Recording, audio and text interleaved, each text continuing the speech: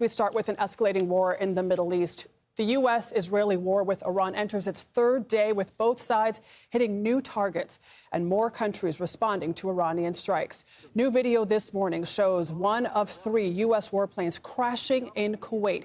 You can see it falling from the sky and its pilot ejecting.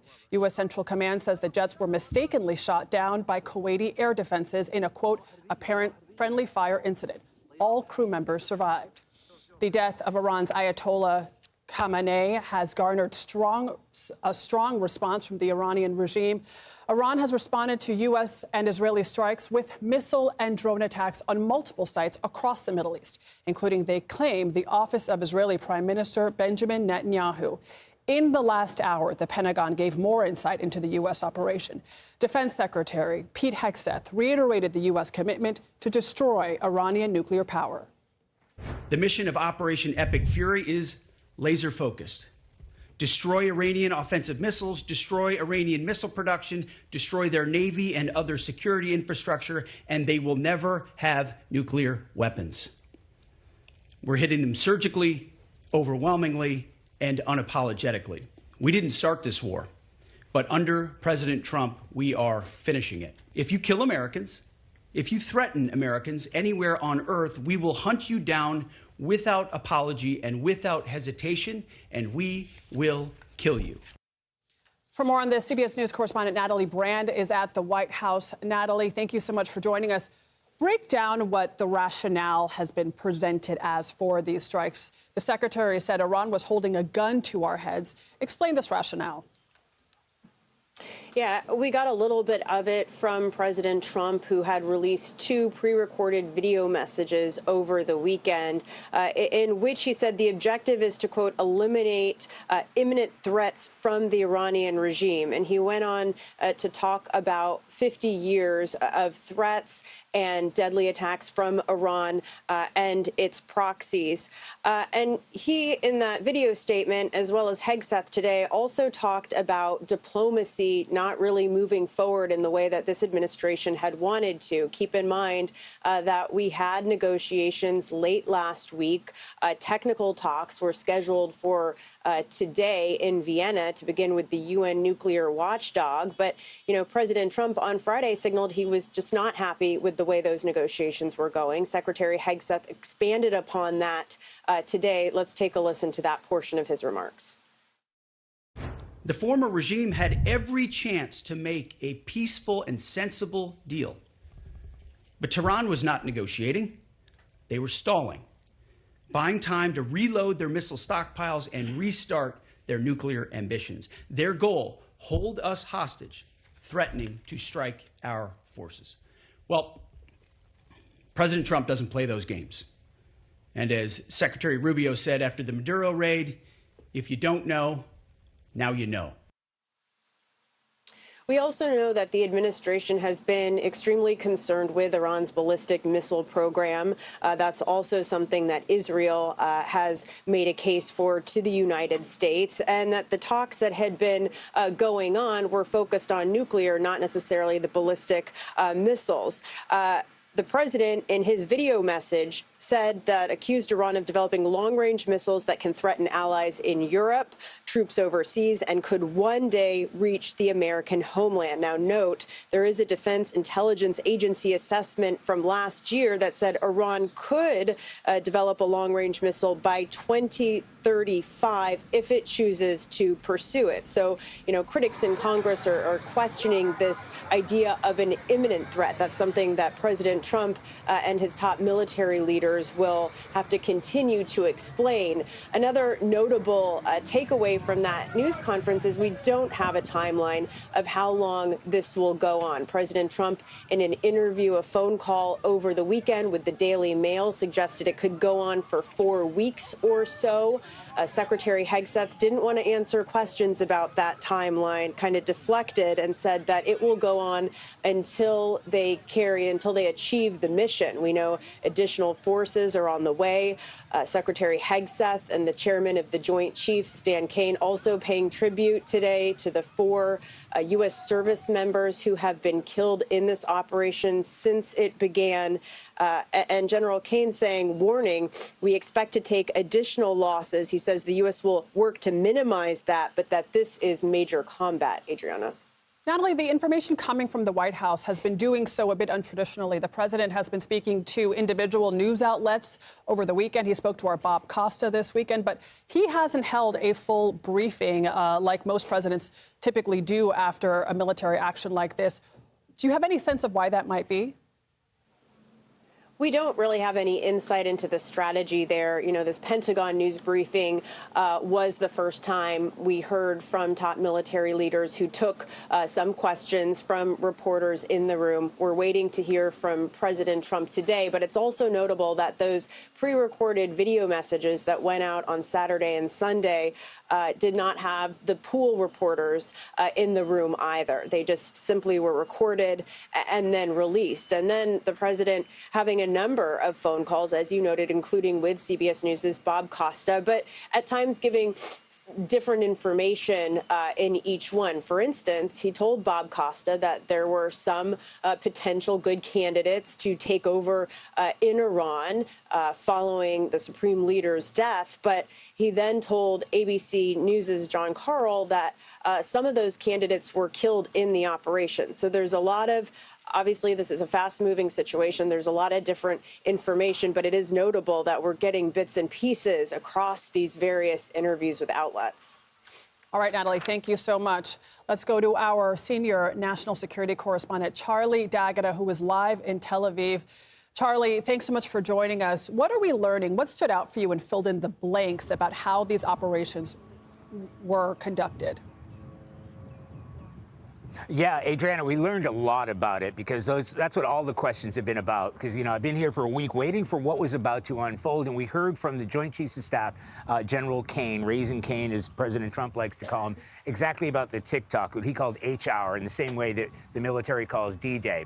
And it was an execution where the first wave of attacks was launched using Tomahawk cruise missiles. That's kind of a big deal because we kind of think the idea of maybe airstrikes were involved. Tomahawk cruise missiles are launched from destroyers in the Gulf or in the region.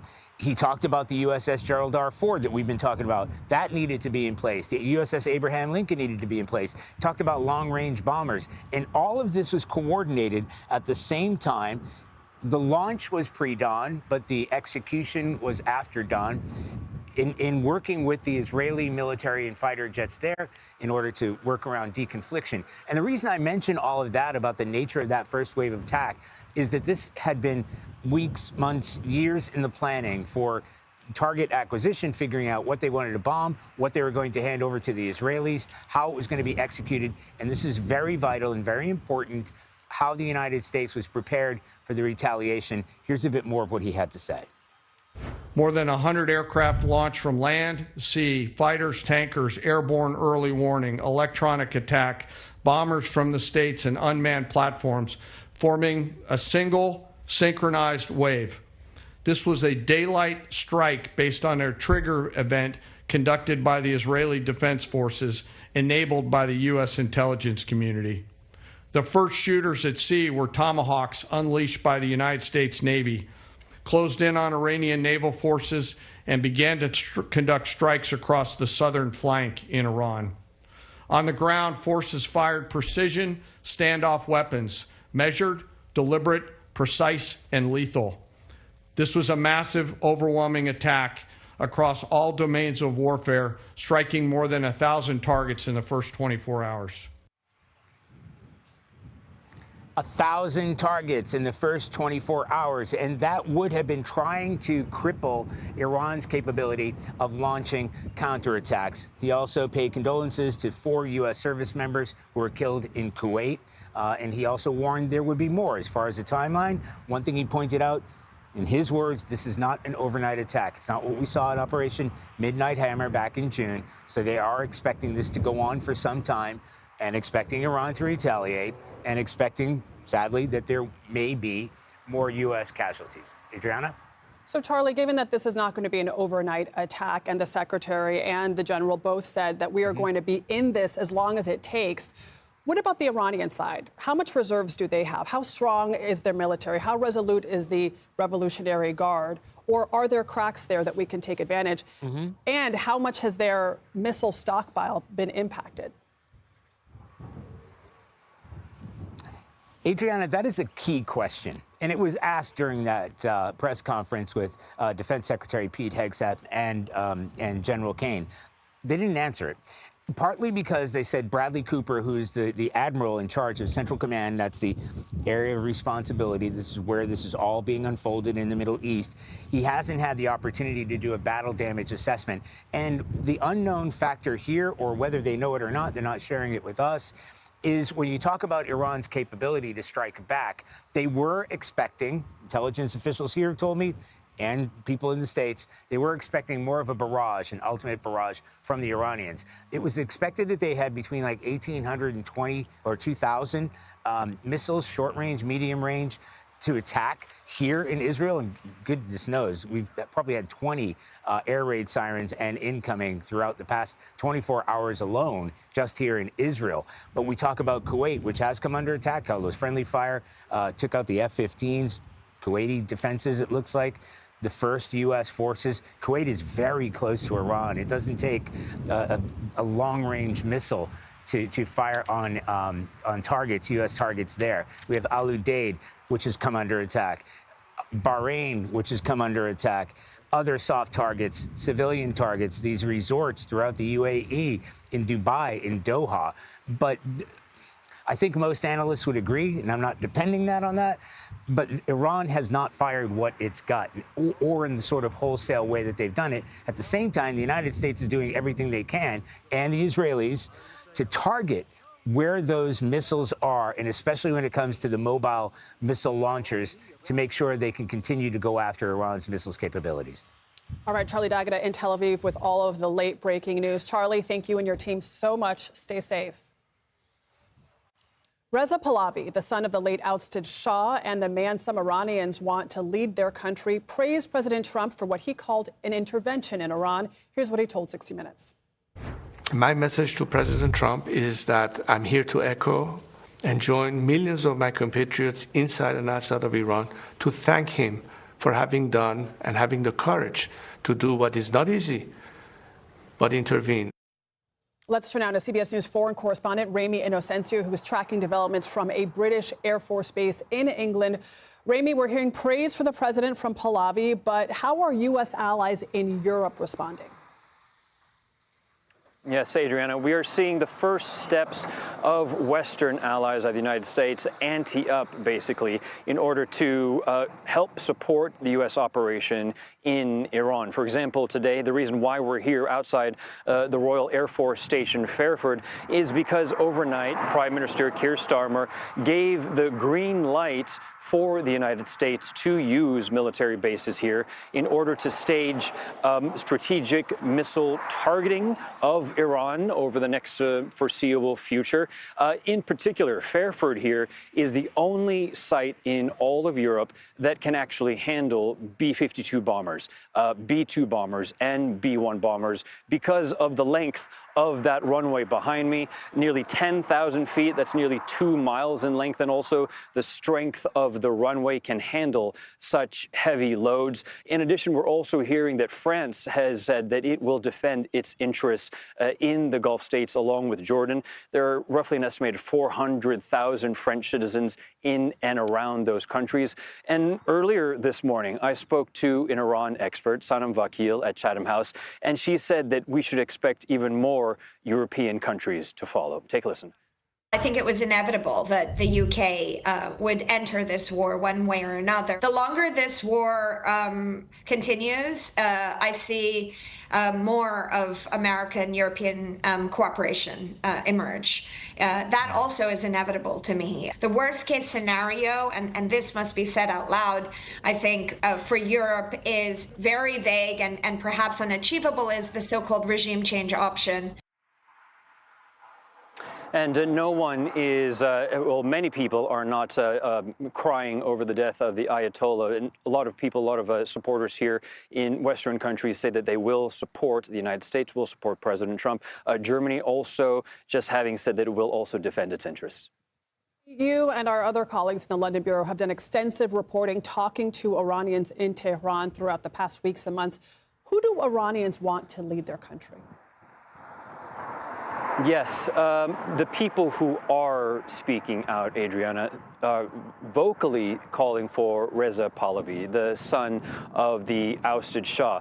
To be sure, this is a vocal community, but not an absolute voice here, because Iran has a population of about 90 million people. But again, the people around the world in the Iranian diaspora who have left Iran, who live in London, who live across Europe, who live in Los Angeles, in Vancouver, they are very happy, very joyful about the chances that the son of the former Shah may take some leadership position. I spoke to some demonstrators yesterday here in London. London is home to the biggest Iranian diaspora community in all of Europe, and one person minced no words in how she felt about the death of the Shah. Take a listen. The Ayatollah is dead. How do you feel? Amazing. We are so happy. We are so happy. Happiness moment for Iranian. He's biggest head of the terrorists on the whole world. In the Ayatollah's last breaths on this earth, what would you like to have told him? Go to the hell. That's it. Go to the hell. And that sentiment is shared by the people that I have been able to reach out to in Iran by voice as well as by text. One person at that protest just now told me that he also wanted even more bombs from the U.S. to fall on his country. Adriana. All right, Ramy, thank you so much.